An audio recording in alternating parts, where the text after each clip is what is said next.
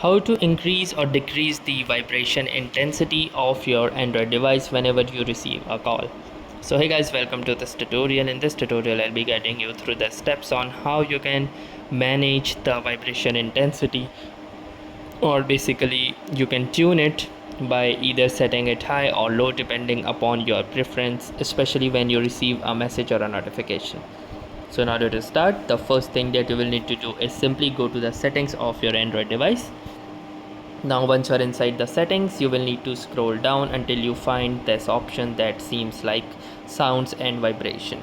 Now depending upon different types of mobiles, this setting is present in different places, but it will look something like this that says sounds and vibration.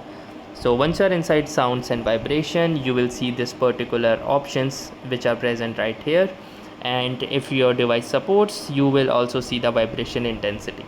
Set vibration intensity for alarms, incoming calls and notifications.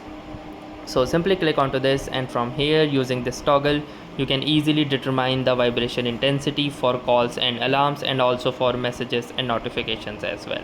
So once you are done with this, you can simply tap onto somewhere else and your vibration intensity will be set. So that was all for this tutorial. Thanks for watching and have a nice day.